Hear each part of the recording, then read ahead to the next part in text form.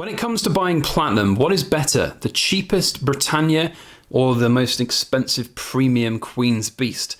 There are pros and cons for both, and in today's video we're going to talk about that and the practicalities of selling platinum, because I have quite a lot of platinum up for sale at the moment. So let's have a look at 10 ounces worth and see what it's all about.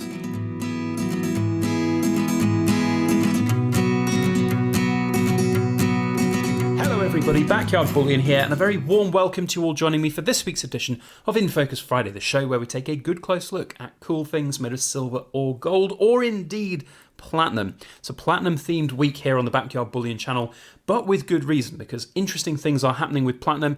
Prices are on the up, although I have noticed some really quite large fluctuations on a daily basis, and that is because we are selling platinum at the moment. This is not my platinum. Gosh, I wish I had 10 ounces of platinum in my stack, and the platinum that I currently do have in my stack I am keeping. But these 10 ounces here have been sent to me by a Silver Forum member who's brand new, doesn't have any kind of seller profile or reputation within the community. So he sent them to me to sell on his behalf. So if anybody is interested in any of these when we're going through the video, then please do get in touch and let me know. Britannia's will be at 20% over spot price. They're in the UK already, so there's no VAT and there's no import taxes. The Beasts, and we'll talk about this as we go throughout the video because I think it's quite interesting. The Beasts are at a little bit of a premium, more so than the regular Britannias, and therein lies a little bit of the crux of the problem with the Platinum Queen's Beast series.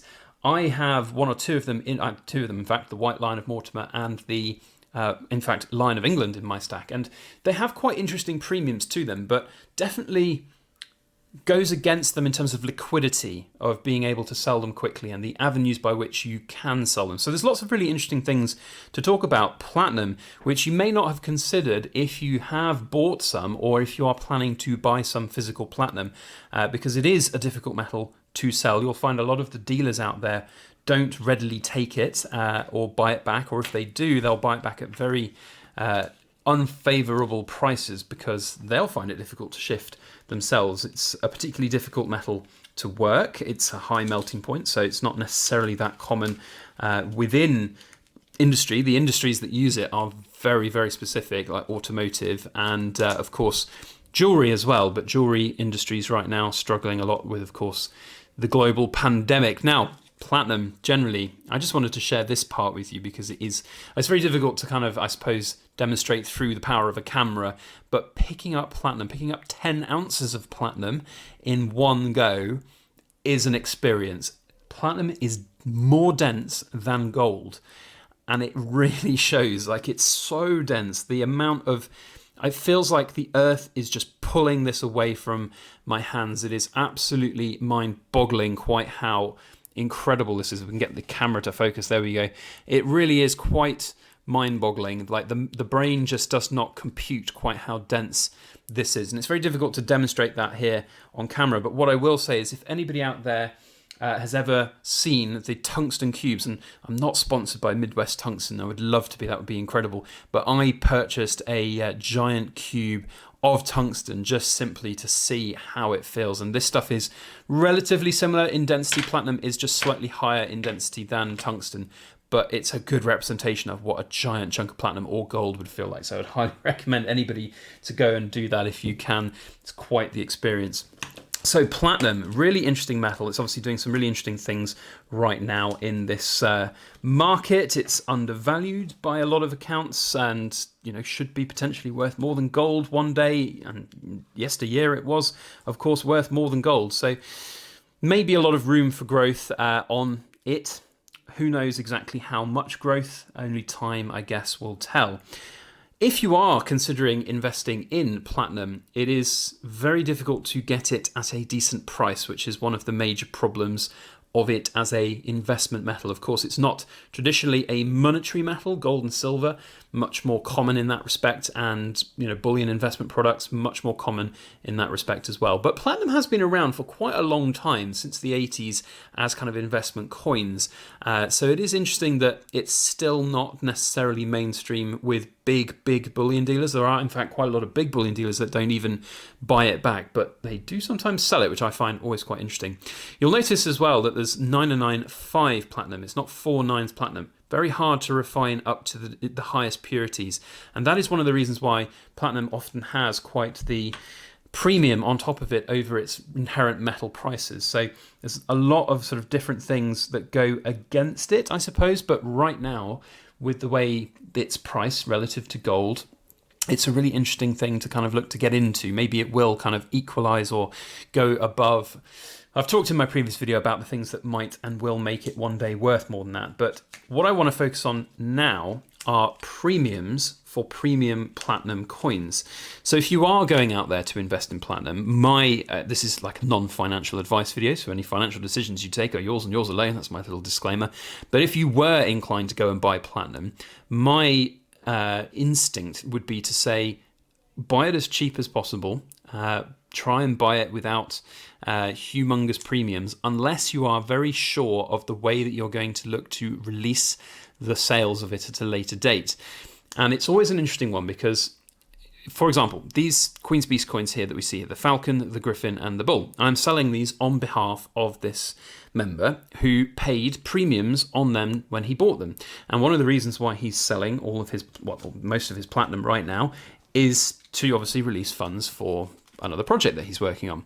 The Platinum Britannias have been exceptionally quick to sell. We've sold 6 of them so far, so really quite fast. We've got, how many we've got left? 1, 2, 3, 4 Britannias left now. So really quite quick sales on these Britannias. They have flown off the shelves, and that is because of their low premium relative to things like these Queen's Beast. These will take longer to sell. You basically have to sell them to somebody who is willing to pay the premium above and beyond where the other ounce of platinum might lie, and you buying it as a collector's item. Now, there is no doubting that something like the Queen's Beast Griffin is much more of a collector's item than any of the other ones, and with the platinum being incredibly low in its sort of general scarcity and mintage, it really should be quite a popular item. But again, platinum is not seen very favourably within investing and stacking markets. So you have a much smaller market, so you should not and cannot compare this to Queen's Beast Gold Griffins, for example. You see the Queen's Beast Gold Griffins with humongous premiums because they are so sought after by so many different people. But the platinum versions, there are huge premiums being asked on these by sellers and by dealers, and indeed the person that's selling this particular coin is asking for a higher premium on it. And for the right person, in the right collection, in the right market, it's potentially a really good buy. But for your everyday platinum buyer, I think, and this is exactly what the seller reflected on me with me as well, and I have no doubt that he'll be absolutely fine with me saying that, even though I'm trying to sell these on his behalf. You know, if you were sitting right there and thinking, I want to buy an ounce of platinum, I would say to you every time, go and get the Britannia right now over going and getting a backdated Queen's Beast. You know, or even a modern Queen's Beast, one of the latest ones, the Queen's Beast White Lion.